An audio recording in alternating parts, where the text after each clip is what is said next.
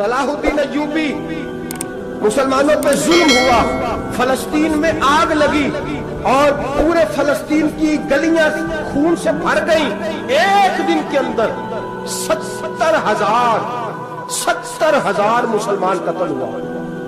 گھوڑوں سے سڑکوں پہ چلا نہیں جاتا تھا، گھوڑے پھسلتے تھے، اتنا خون تھا، اور کچی سڑکیں تھی، اتنا خون تھا، پہلے کچی زمین نے خون پیا، پھر خون اس سے باہر آیا، پھر بھی اتنا 70,000 آدمی قتل ہوا۔ صلاح الدین ایوبی کون تھے؟ میرے غوث اعظم جیلانی کے مدرسے کے طالب علم تھے۔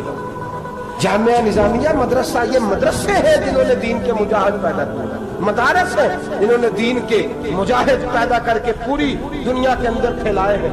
مدارس کے اندر دہشت گردی آئی، میں اختلاف نہیں کرتا، لیکن ابھی بھی مدرسے ہیں جن مدرسوں سے رسول اللہ کے دین کا سچا درس دیا جاتا ہے، امن، پیار اور محبت کی فضا کو عام کیا جاتا ہے وہ مدارس، اور انشاءاللہ قیامت کی صبح تک وہ مدرسے قائم رہیں گے۔ صلاح الدین ایوبی مدرسے کے طالب علم ہے، مدرسے کا، لیکن مدرسہ اس کا تھا جو ساتھ درویش بھی تھا۔ صلاح الدین ایوبی اکیلا اپنے دوستوں سے کہنے لگا مسلمانوں کی مدد کی، چند سالوں میں نکلو مدد کرے۔ انہوں نے کہا تیرے نکلنے سے کیا ہوگا؟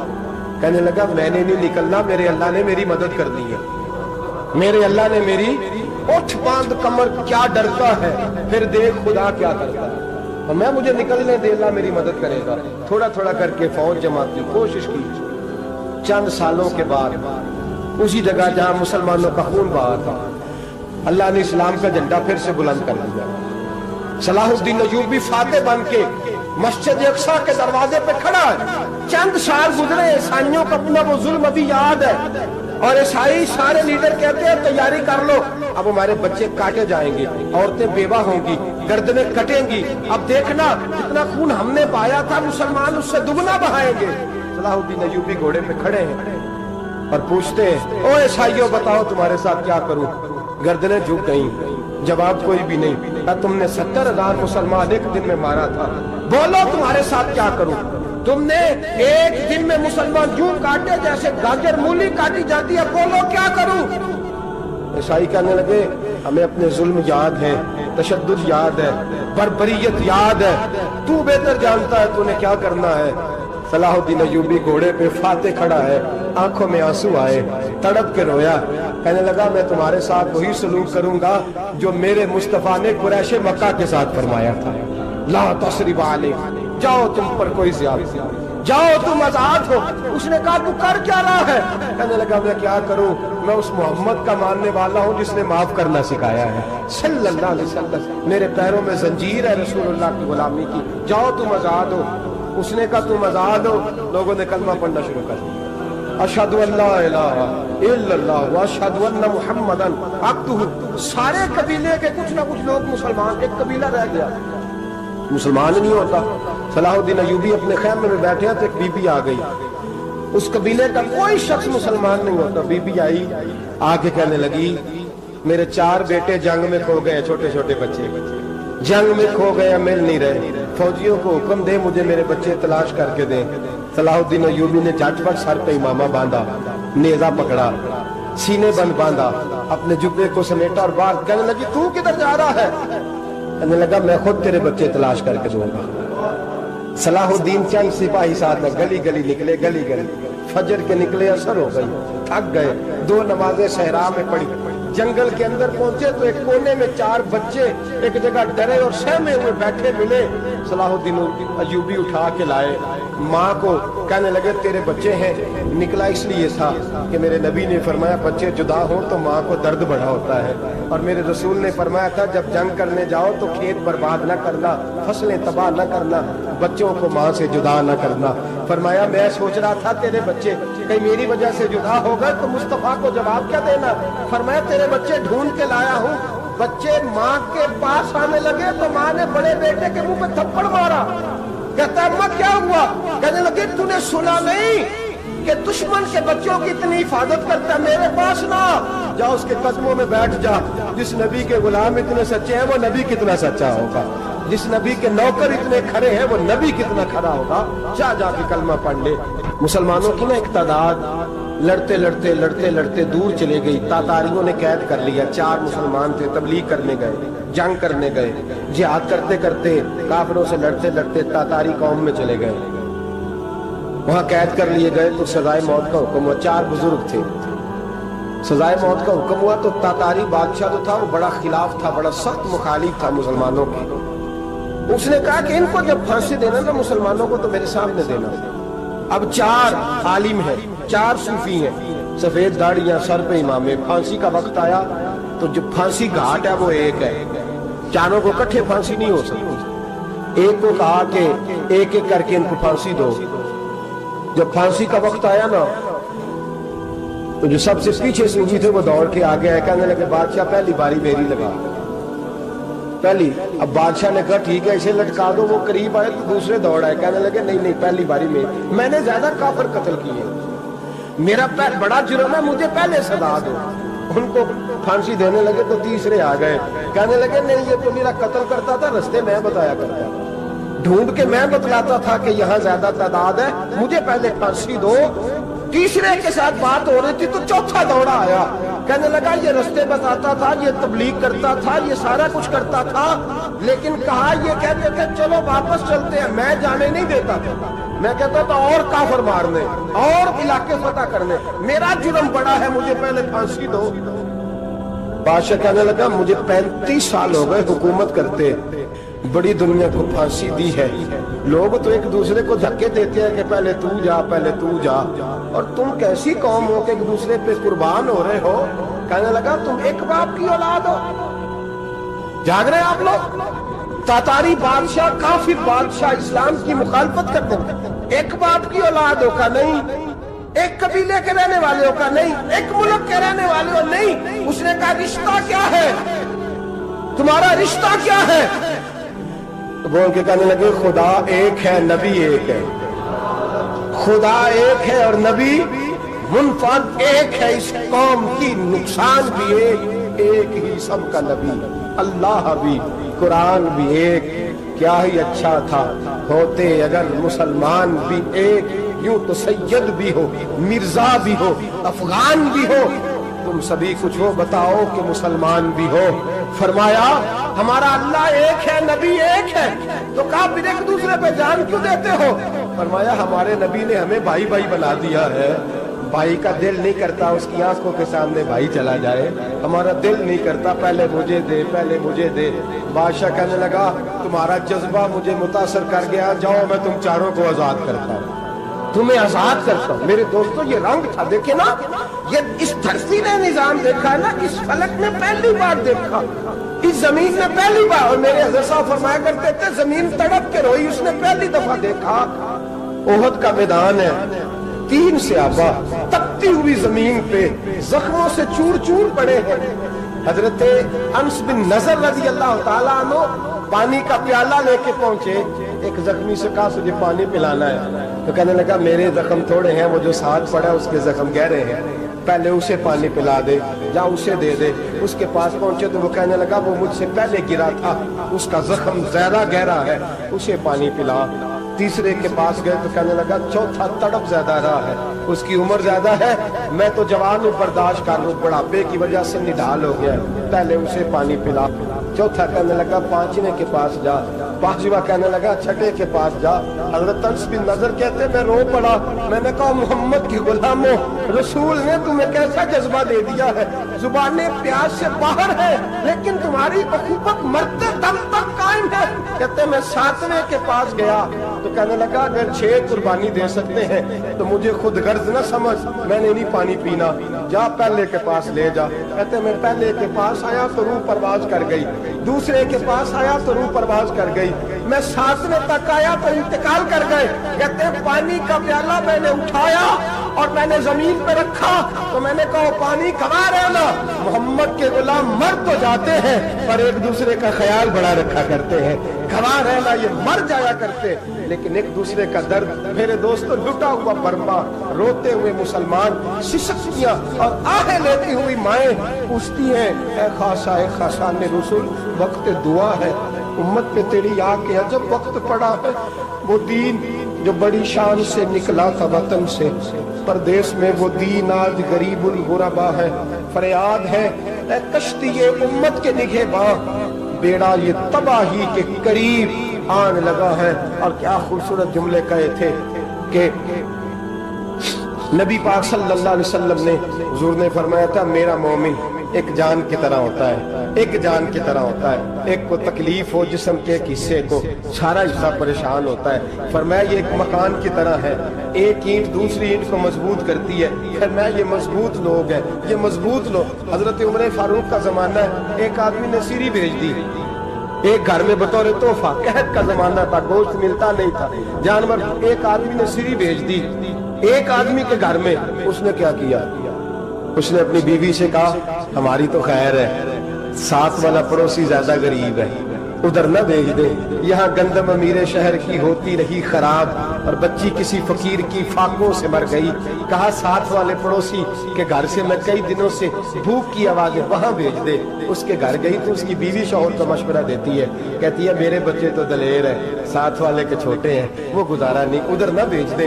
ادھر گئی۔ ایک روایت ہے 7 گھر، ایک روایت ہے 21 گھر، 21 گھروں میں گھومتی ہوئی وہ سیری پھر پہلے کے گھر میں آ گئی، اور پہلا صحابی کہنے لگا صرف تو نے ہی محمد کا کلمہ نہیں پڑھا، باقی 20 نے بھی پڑھا ہوا ہے، صرف تو نے ہی رسول اللہ سے یہ درس نہیں لیا، باقیوں نے بھی لیا ہے، اور صرف تیرے اندر ہی جذبہ احسار نہیں، تو ہی صرف مسلمانوں سے پیار نہیں کرتی، سارے پیار کرتے ہیں۔ وہ سیری پھر آ گئی، اب کیا کرنا ہے؟ اب کیا کرنا ہے؟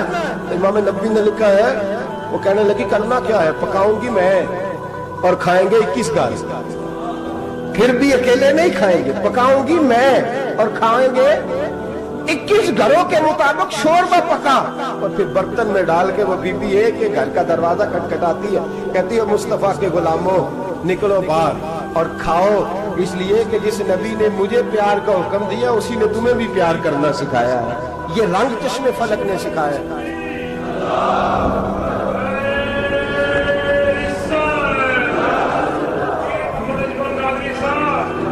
آپ کی بڑی مہربانی، زندہ باد وہی ہے جس کو اللہ رسول زندہ باد فرمائے، بڑی مہربانی، اللہ جزا دے۔ بنو قریظہ اور بنو نذیر 2 محلے تھے یہودیوں کے۔ یہودیوں نے بڑی عہد شکنی کی تو نبی پاک صلی اللہ علیہ وسلم نے ان کو بے دخل کر دیا، مدینہ سے نکال دیا، مدینہ منورہ سے۔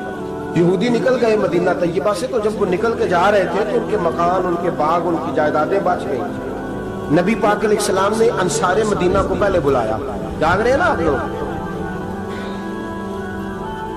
پیسے آتے کسی کو برے لگتے ہیں، اب تو یہ بھی حلال حرام کی تمیز بھی اٹھتی جا رہی ہے۔ جائیداد، باغ، مال، علاقہ خالی ہوا ہے، وہ چلے گئے، اور لوگ تو ڈھونڈتے پھرتے ہیں۔ اللہ خیر فرمائے، شاملہ ہر جگہ ملتی نہیں اب شہروں میں، وہ کس کس نے نام کرا لیا، کدھر گئی ہے کوئی خبر ہی نہیں، خالی جگہ پڑی ہے۔ میرے نبی پاک علیہ السلام نے پہلے انصار مدینہ کو بلایا، حضور نے فرمایا انصاریوں بہت بڑی جائیدادیں یہودیوں کی، بنو نذیر اور بنو قریظہ محلے خالی ہو گئے، میرا دل کرتا ہے وہ تمہیں دے دوں، اس لیے کہ تم نے اپنے مہاجر بھائیوں کے ساتھ بڑا تعاون کیا، جائیدادیں تم نے دے دی ہیں، مکانات دے دیے ہیں، بڑا کچھ تم نے دیا ہے، میرا دل کرتا ہے وہ تمہارے نام کر دوں۔ تو انصار مدینہ کیا کہنے لگے یا رسول اللہ دے تو ہم نے دیا ہے، پر وہ بیچارے جھچکتے ہی رہتے ہیں، وہ جھچکتے ہی رہتے ہیں، کھول کے ہماری چیزیں استعمال نہیں کرتے۔ تو حضور ہم تو پہلے ہی انصار ہیں، ہمارے پاس بڑا کچھ ہے، آپ مہربانی فرمائیں وہ سارا کچھ مہاجروں کو دے دیں، مہاجرین کو ہمیں نہیں چاہیے۔ اب چلے گئے بات کر کے، میرے حبیب پاک نے مہاجروں کو بلا لیا، فرمایا بنو نذیر اور بنو قریظہ قبیلے کی جائیدادیں آئی ہیں، تمہارے پاس بظاہر جو چیزیں ہیں بھی وہ بھی انصار مدینہ کی ہیں، تو میرا یہ خیال ہے کہ وہ سارا کچھ تمہیں دے دیا جائے۔ ابو بکر صدیق رضی اللہ تعالیٰ عنہ کہنے لگے یا رسول اللہ صلی اللہ علیہ وسلم ہمارے انصار بھائیوں نے ہمارے لیے دل تک کھول دیے ہیں، حضور انہوں نے ہر چیز بانٹ کے ہمارے سامنے رکھ دی ہے، ہم اتنے خرد غرض ہیں کہ سارا کچھ لپیٹ جائیں۔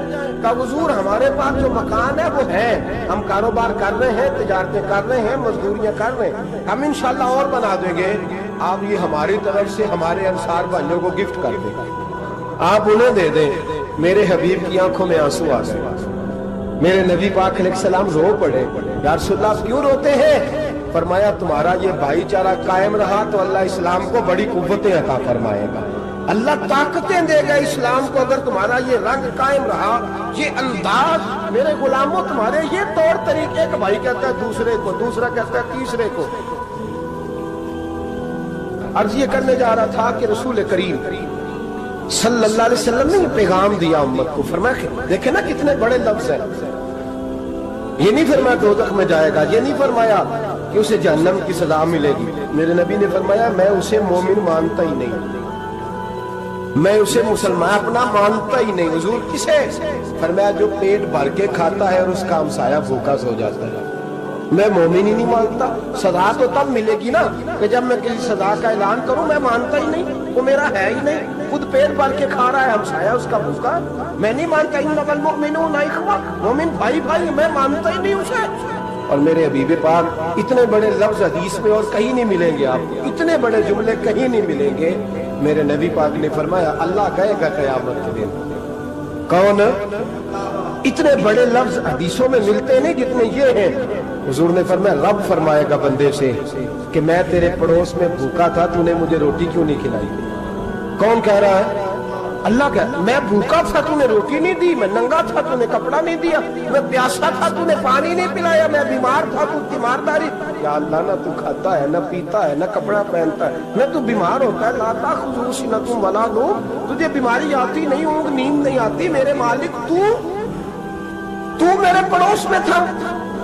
حضور فرماتے ہیں رب فرمائے گا وہ جو بندہ تیرے پڑوس میں بھوکا تھا تو بندہ تو میرا ہی تھا نا، وہ جو بندہ تیرے پڑوس میں ننگا تھا تو بندہ تو میرا ہی تھا نا، وہ جو تیرے پڑوس میں پیاسا تڑپتا رہا تو وہ میرا ہی بندہ تھا۔ تو دوائی لینے جائے تو بڑے اسپتال میں اور اس بیچارے کو 20 روپے پرچی کے بھی میسر نہ آئے تو میرا ہی بندہ تھا۔ میرے دوست خیال کر اور یاد رکھ، یہ جو ہمسائے ممالک میں ظلم ہوتے ہیں، زیادتیاں ہوتی ہیں، ہمارے گھر کا پنکھا اچھا چلتا ہے، ہم جلوس اس وقت نکالتے ہیں جب ہماری لائٹ بند ہوتی ہے، ہم جلوس اس وقت نکالتے ہیں جب ہمارا ایسٹ جو ہمیں تنگ کرتا ہے، ہم اس وقت درد محسوس کرتے ہیں جب ہمارے گھر تک آگ آ جاتی ہے۔ یہ جو باہر آگ جل رہی ہے یہ تیرے گھر بھی آ سکتی ہے، یہ جو باہر فساد ہو رہا ہے یہ تیرے دروازے تک آ سکتا ہے۔ میرے رسول پاک نے ایک جان، مسلمان کو ایک جان قرار دیا۔ مجھے بتائیے انگلی کو کٹ لگ جائے، مسلمان ایک جان ہے نا، انگلی کو لگ جائے کٹ، دماغ کہتا ہے میں نے نہیں سوچنا اس کے بارے میں نے اس کے درد کو محسوس ہی نہیں کرنا، انگلی کی درد ہے، انگلی جانے اس کا کام جانا، ایسے ہی ہوتا ہے نا۔ بولے پیروں سے کہتے ہیں، انگلی کہتی ہے چل ڈاکٹر کے پاس، پیر کہتے ہیں نہیں میں نے نہیں جانا، انگلی کا کام ہے انگلی جائے، ایسے ہی ہے نا۔ دل سے کہتے ہیں تو تڑپ تھوڑا سا، انگلی کو درد ہے، کہتے ہیں میں تو تڑپوں، انگلی کا ماما، انگلی جانے اس کا کام جانے۔ ٹیلی فون کرنا ہے ڈاکٹر صاحب کا پتہ کرنا ہے تو کان کہتے ہیں میں نے نہیں بات سننی ڈاکٹر صاحب کی، زبان کہتی ہے میں نے نہیں بولنا، انگلی جانے ایسا ہوتا ہے۔ پیر احتجاج کرتے کہ میں نے ڈاکٹر کے پاس، میں کچھ چکر کھاتا پھروں ڈاکٹر کی دکان کی، انگلی کو درد ہے انگلی جانے، ایسا ہوتا ہے بھئی؟ میرے رسول پاک نے فرمایا مسلمان ایک جان ہے، تو درد بربا کے مسلمانوں کو ہو رہا ہے تو پاکستانی کہہ رہے ہیں کوئی بات نہیں، وہ جانے ان کا کام جانے، ایک جان ہے نا، درد ہونا چاہیے، تکلیف ہونا چاہیے۔ پھٹے پہ باتیں ہوتی ہیں اس موضوع پہ، اسمبلی پہ گفتگو ہوئی ہے اس موضوع پہ، آپ کی صوبائی اسمبلی میں اس موضوع پہ بولی ہیں، آپ کے کونسل اس موضوع پہ بولے، ہم تو اپنی اپنی سیاستیں، اپنے اپنے تماشے، اپنے اپنے چکروں میں لگے ہوئے۔ وہ دریا کے اندر سسکتے مسلمان، بنگالی کہتے ہیں ہمارے نہیں، برمی کہتے ہیں ہمارے نہیں، پاکستانی کہتے ہیں ہمارے نہیں، ترکی کہتے ہیں وہ کس کے ہیں؟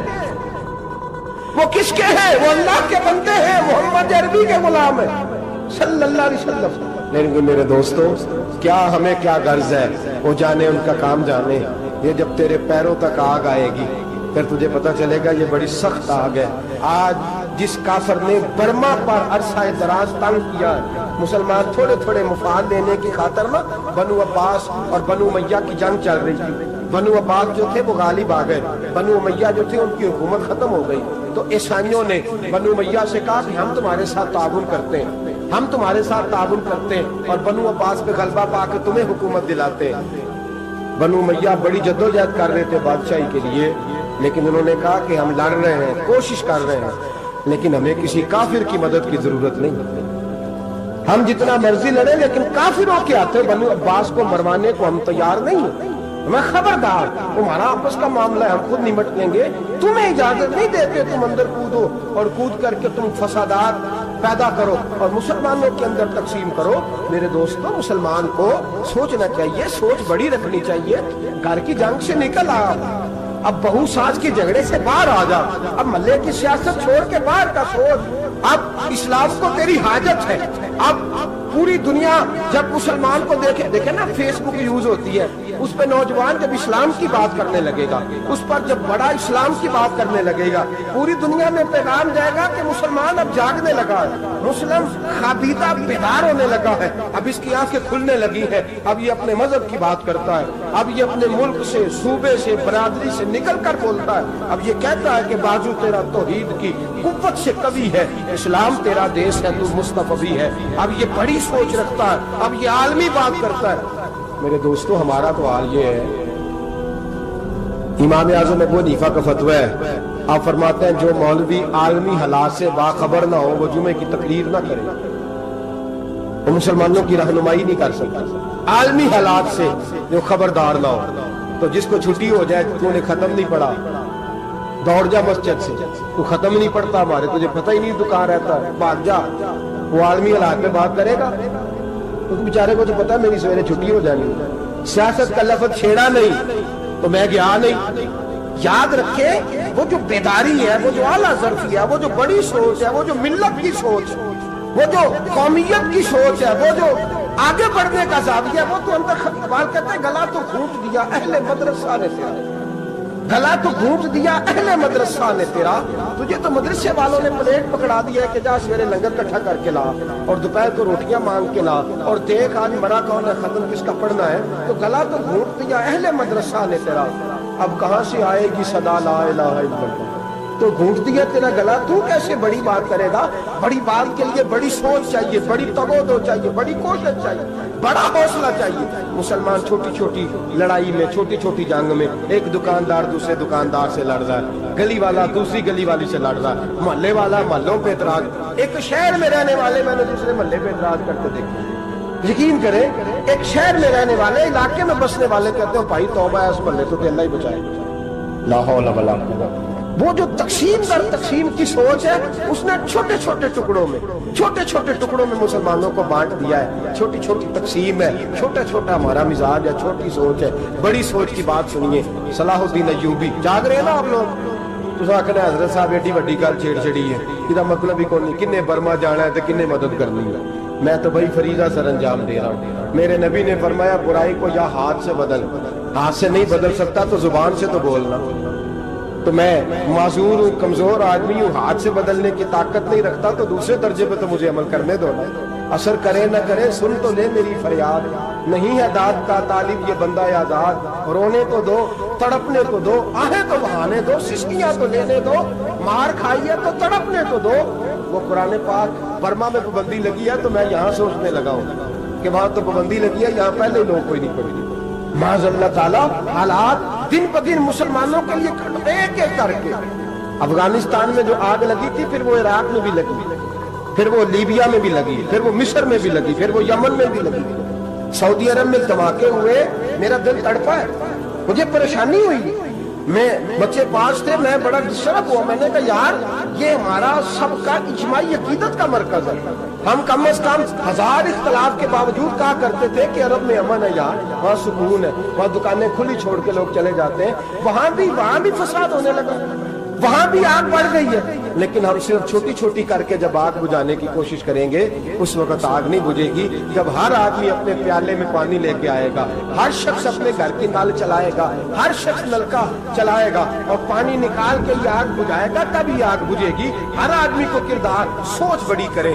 نظریہ بڑا کرے، ملت کی بات کرے، مسلمان ہو کے سوچے، مسلمان ہو کے سوچے، خدا را نکلے یہ گھر کے جھگڑوں سے، تھوڑی دیر کے لیے اپنے آپ کو بڑا کرے، بڑی سوچ آپ بنائیں، جب دوستیاں لگائیں، یرانے لگائیں کہ چھوٹے موٹے حساب سے بچیں۔ بابا بلے شاہ صاحب فرماتے کورے ورک کتاب نہیں ہوندے، کورے ورک کتاب نہیں ہوندے، پتھر دل گلاب نہیں ہوندے، او بلیا یاری سوچ کے لائی یارا نال حساب نہیں ہوندے۔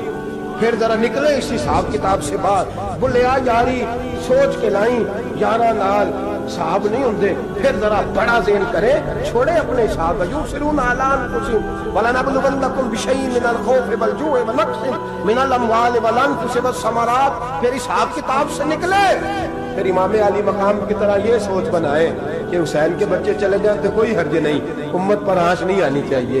एक इमाम अली मकाम, कल तक इमाम मैदान में खड़े थे तो अकेले थे, लेकिन आज पूरी दुनिया कहती है हुसैन हमारा है, हुसैन हमारा है। आज नजरिया इमाम अली मकाम जिंदा है, तू अकेला है तो खड़ा हो। ये ना कहा कर छोटी सी मस्जिद है, एक कोना का खड़कावा, मौलाना तकरीर कर रहे हैं तो क्या बनेगा, एक आवाज कहीं से गूंजा करती है, फिर उसमें तासीर मेरा अल्लाह पैदा फरमा दिया करता है, फिर उसके अंदर कुव्वत मेरा रब पैदा फरमा दिया करता है, फिर अल्लाह उसमें तासीर पैदा करके चार दाग आलम में फैला दिया करता है। जब आप नमाज पढ़ रहे होते हैं, जब आपका मुसल्ला आबाद होता है, सलाहुद्दीन अय्यूबी एक बुजुर्ग से मुलाकात हो गई, बैतुल मक़दस पर कब्जा था ईसाइयों का। तो सलाहुद्दीन बड़े परेशान थे। बाबा जी कहने लगे, पुत्र क्या हुआ? कहने लगे, हुजूर पता चला है दुश्मन के 2 बहरी बेड़े असला लेके आ रहे। मुसलमान पहले ही कमजोर हैं, और अब अगर 2 बहरी बेड़े और आ गए तो हुजूर मसला बन जाएगा। तो मैं परेशान हूं कि किस तरह ये कम मसले वाली हमारी फौज है, कैसे मुकाबला करेगी। तो बाबा जी कहने लगे, पुत्र इस तरह करना, आज रात तू भी दुआ करना और मैं भी करूँगा, तू भी दुआ करना। आप नाराज ना होना, हम तो पीरों वाले हैं, हम तो पीरों के नौकर गुलाम हैं, हमारा तो गुजारा ही नहीं, हमें तो मिलता है सारा कुछ वहां से। पर मेरा सवाल ये है कि तवीज़ लेने जाते हो, नफल क्यों नहीं पढ़ते? रात अल्लाह अल्लाह क्यों नहीं करते? ये भी तो हमारे बुजुर्गों का ही तरीका है, उन्होंने तो हमें सिखाया है। सलाहुद्दीन अय्यूबी से बुजुर्गों ने कहा कि रात आज ना अल्लाह अल्लाह करना, तो मैं तेरे लिए दुआ करूंगा, तू भी दुआ करना। तो बंदा जब दुखी होता है तो सजदा करता है, तो फिर ही तो मुसल्ला भीग जाता है, फिर ही तो मजा आता है। सुखी बंदा तो काबे जाके नहीं रोता। दुखी थे, तकलीफ थी, तो सर रखा सजदे में तो तड़प गए।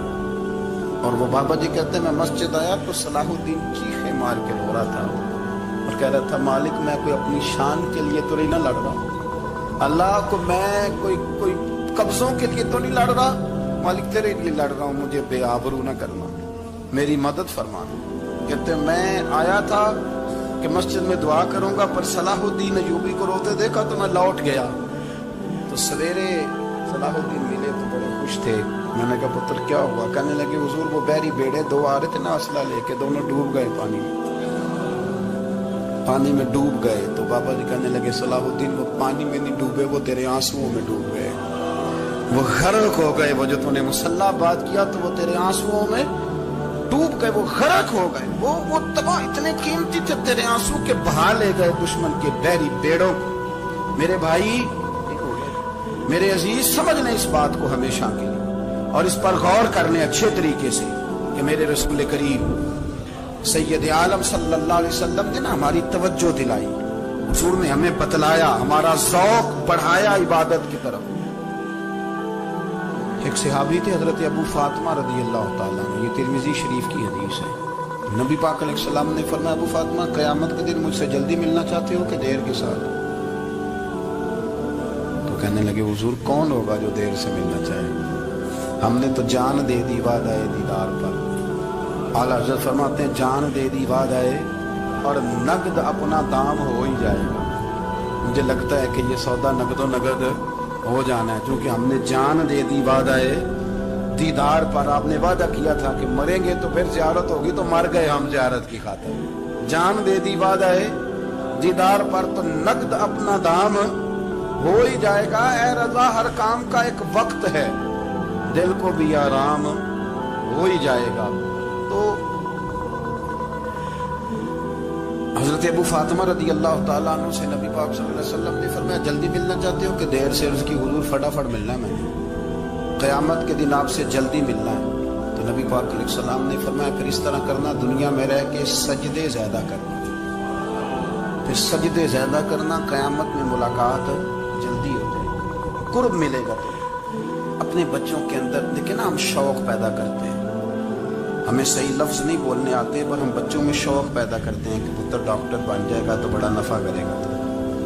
تو لوگوں کی خدمت کرے گا، ملک و ملت کی خدمت کرے گا، تیرے ابا کا نام روشن ہوگا، تیرے دادا کی تعریفیں ہوں گی۔ ہم یہ ذوق پیدا کرتے ہیں، ہم اپنے نوجوانوں کے اندر یہ فکر پیدا کرتے ہیں، انہیں ہم سمجھاتے ہیں کہ میاں جب تم پڑھو گے، محنت کرو گے تو فلاں آدمی کی طرح تمہارا نام ہوگا۔ یہ جتنا ذوق ہم بچوں کے اندر ان چیزوں کا پیدا کرتے، ہمیں حکم ہے کسی طرح ہم ذوق پیدا کریں کہ پتر نماز پڑھے گا تو اللہ راضی ہو جائے گا، تو سجدہ کرے گا۔ دیکھیں نا میرے رسول کریم علیہ السلام نے فرمایا 7 سال کے بچے کو مسجد لے کے جاؤ، یعنی اسے شوق دلاؤ، اس کے اندر یہ خاصیت پیدا کرو کہ اس کا دل کرے مسجد میں جانے کو، اس کے اندر یہ خصوصیات لاؤ کہ وہ ہمارے ہاں نا ہر چیز کو پرموٹ کیا جا رہا ہے، ہر چیز کو، یعنی سر سنگیت سکھانے کے لیے اکیڈمیاں بن گئی، ہر شے پرموٹ ہو رہی ہے، عبادت کا جذبہ کم ہوتا ہے، اللہ اللہ کا ذوق ہمارے اندر نہیں رہا۔ اور اتنا مشکل ہم نے اپنے لیے بنا لیا ہے کہ وہ بندہ جو بڑی زبردست مذہبی گفتگو کر رہا تھا اور تگڑی بات کر رہا تھا، کیا بات ہے، لیکن نماز کے بارے میں کمزوری دکھا جاتا ہے، نوافل کے بارے میں وہ چپکے سے نکل جاتا ہے۔ امام احمد بن حنبل رحمۃ اللہ تعالی علیہ، مسند امام احمد بن حنبل 14 جلدوں میں ہے مارکیٹ میں، اور مجھے تو خیر پسند ہی پڑی ہے، میں نے کئی دفعہ پڑھی ہے، اور کیا بات ہے، امام احمد بن حنبل کیسے تگڑے قسم کے محدث تھے، اور اللہ نے کتنا انہیں اعزاز عطا فرمایا ہوگا۔ یہ کوڑے بھی کھاتے تھے دین کی خاطر، سارا کرتا لہو سے باہر بھی جایا کرتا، بڑا اعزاز والا شخص تھے، بڑے اعزاز والے، حدیثیں جمع کرنا، حدیثیں لکھنا، حدیث پڑھانا، سارا دن رہتے تھے، کہہ سکتے تھے کہ میں کر تو رہا ہوں کام، اور حدیث بھی موجود ہے کہ عالم عابد سے افضل ہوتا ہے، پر اس کے باوجود امام احمد بن حنبل رحمۃ اللہ علیہ 300 نفل فرض نمازوں کے علاوہ پڑھا کرتے تھے، 300 نوافل روز پڑھا کرتے تھے۔ ان کے بیٹے نے کہا جی مکان خریدنا ہے تو جگہ کہاں کر کے لوں، بہت ساری آبادیاں، تو فرمایا پتر وہاں لینا جہاں مسجد قریب ہو۔ میرے رسول کریم سید عالم صلی اللہ علیہ وسلم اتنا پسند کرتے مسجد کو، اتنا پسند کرتے نماز کو، کہ رسول کریم صلی اللہ علیہ وسلم تہجد کی نماز بھی پڑھتے، پھر حضور فجر کی نماز بھی پڑھتے، نبی پاک وتر کو الگ کر کے پڑھتے، عشاء کے ساتھ نہیں پڑھتے۔ یہ تو ہم اس لیے اجازت دی ہمارے بزرگوں نے کہ بعد میں اٹھے گا کون علیحدہ وتر پڑھنے کی، عشاء کے ساتھ پڑھ وتر پڑھتے، تہجد پڑھتے، فجر پڑھتے، اشراق پڑھتے، چاش پڑھتے، پھر مغرب کی نماز کے بعد 6 رکعت اوابین پڑھتے، پھر رات کو صلاۃ اللیل پڑھتے۔ سیدہ عائشہ صدیقہ کہتی ہیں زمانہ سو جاتا اور میرے رسول مصلی بچھا کے کھڑے ہو جاتے، او یار کھیتی باڑی کر کے نہیں، محنت مزدوری کر کے نہیں۔ جناب عائشہ کہتی ہیں میں یہ بھی دیکھتی کہ حضور ایک آیت شروع کرتے تو ساری رات اسی کو پڑھتے، اور میری نظر جاتی تو قدم مبارک پہ ورم آ جاتا، یار نماز پڑھ پڑھ کے اتنی مشقت کر کے، اتنی جد و جہد کر کے ورم آ گیا، یا رسول اللہ اتنی محنت کیوں کرتے ہو؟ فرمایا افلا اکون عبدا شکورا، کیا میں اپنے رب کا شکر گزار بندہ نہ بنوں؟ صحابہ کا ذوق عبادتوں کا، ریاضتوں کا، تلاوتوں کا، طبیعت ہے ان کی، وہ ایک دوسرے کو، حضرت مولا علی شیر خدا کرم اللہ تعالی وجہ الکریم کے زمانے میں روم کے بادشاہ نے کہا یار یہ مسلمانوں کا پتہ تو کرو، یہ آخر کیوں اتنے زیادہ مجاہد ہیں؟ اس زمانے میں جاسوس بھیجنے کا مزاج تھا، اب تو جاسوس پکڑا جاتا ہے، اب تو جاسوس ہو، اور جاسوسی کا شوق ویسے آج بھی ہے۔ عرض کروں تھوڑی سی بات اس عنوان سے، پتہ ہے کیا ہمارا مسئلہ ہے؟ ہم جہاں جاتے ہیں نا وہاں تھوڑی خوشبو سونگنے کی کوشش کرتے ہیں، وہ کیا ہے تو یہ کیا ہے تو ادھر کیا ہے تو تھوڑا سا ادھر کیا ہے۔ میرے رسول پاک پڑھیے درود شریف، سارے پڑھیے ذرا زور سے، صلی اللہ تعالی۔ نبی پاک علیہ السلام نے فرمایا جاسوسی نہ کرنا ورنہ تم بندوں کو خراب کر دو، اور فرمایا اس طرح نہ ہو کہ تم کسی کے اب کھول نہ نکلو تو تمہارے پہلے کھول جائیں۔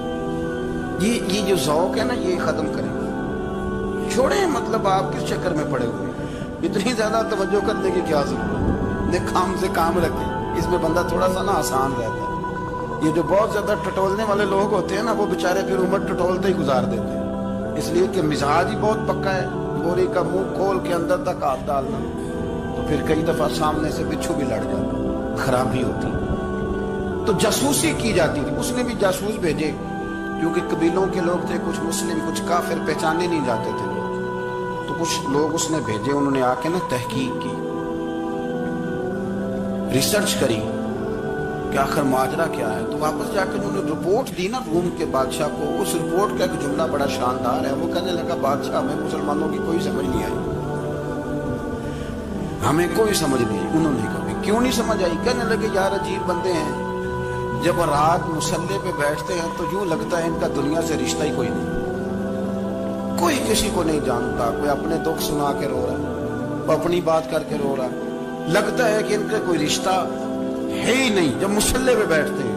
और फरमाया, जब सवेरे ये जिहाद करने निकलते हैं तो लगता है इनसे ज्यादा दलेर ही कोई नहीं। हालांकि जो मुसल्लों पे रोने धोने के लोग होते हैं वो कई दफा जिहाद में काम नहीं करते, लेकिन अजीब लोग हैं कि रात के राहिब हैं, दिन के मुजाहिद हैं, कोई समझ नहीं आता। मेरे अजीज, उन लोगों ने मुसल्ला आबाद करके रखा, तिलावतें उनका जौक रही, मंजर रोज पढ़ना, असबाक पढ़ना, फजाइफ पढ़ना, ये उनका जौक रहा। आला हजरत बरेलवी रहमतुल्लाह ने 1000 किताब लिखी है, लेकिन अल वजीफतुल करीमा के नाम से जो वो सुबह शाम वजाइफ पढ़ते थे वो अलग उन्होंने उनको बयान किया, पाबंदी के साथ अपनी अल्लाह अल्लाह करते। शेख शहाबुद्दीन सोहरवर्दी रहमतुल्लाह ने इस पर एक बंदे ने एतराज किया। उसने कहा, जी आप किस किस्म के सूफी हैं, मुरीद बैठे हैं और आप वहां नफल पढ़ रहे हैं। ये भी बड़ा मसला होता है ना, जो बंदा मिलने आता है वो अपने टाइम के हिसाब से आता है, और उसका ये भी ख्याल होता है कि पीर साहब जो हैं वो चूंकि दरवेश हैं तो ना उन्हें रोटी खानी चाहिए ना सोना चाहिए, चूंकि वो दरवेश हैं, और हम चूंकि दरवेशों के मानने वाले हैं, लिहाजा हमारा ये तरीका होना चाहिए कि जैसे हम कहें दरवेश वैसे ही कर जाए। हालांकि जिसको आप दरवेश कहेंगे आप उसकी मानेंगे, आप मनवाएंगे नहीं, हमारा मिजाज होता है। शेख शहाबुद्दीन पर लोगों ने इतराज की, हुजूर लोग मिलने आए हैं, जियारत करने आए हैं, बंदे दुआ कराने आए हैं, अल्लाह अल्लाह कराने आए, और आप नफल पढ़ रहे हैं। क्या जुमला है, क्या हुस्न है, क्या खूबसूरती है। फरमाने लगे, रब रसूल से मांगने के लिए मुसल्ला बिछाया है, अगर वहां से मांगूंगा नहीं तो तुम्हें दूंगा क्या? पहले मुझे कुछ ले तो लेने दो, अगर मेरे पल्ले कुछ है होगी तो आगे दूंगा ना। तो मैं मांगने गया था कि या अल्लाह दे, तेरे बंदे लेने आए, दे तो मैं कुछ लूंगा तो आगे दूंगा ना। लेकिन हमारा ये स्टेटस, ये मिजाज, ये शऊर नहीं है। गप्पे, कहानियां, दास्ताने, गुफ्तगू, खिताबत, वाज, क्या बात। लेकिन अगर कुछ करने का काम हो तो वो नहीं हमसे होता। मेरे नबी करीम अलैहिस्सलाम ने मुसल्ले से दिल लगाने का दर्स दिया, हुजूर ने तवज्जो दिलाई। सहाबा इस ज़ौक़ के हामिल लोग थे, वो कोशिश करते थे। जनाब सिद्दीक़ अकबर रज़ियल्लाहु ताला अन्हु का इबादत का मिजाज हमेशा कायम रहा। हजरत उमर फारूक सारी रात अल्लाह के हुजूर खड़े रहे। हजरत उस्मान गनी रज़ियल्लाहु ताला अन्हु इशा की नमाज पढ़ के 2 रकतों की नीयत बांधते थे, 15 सिपारे पहली रकत में पढ़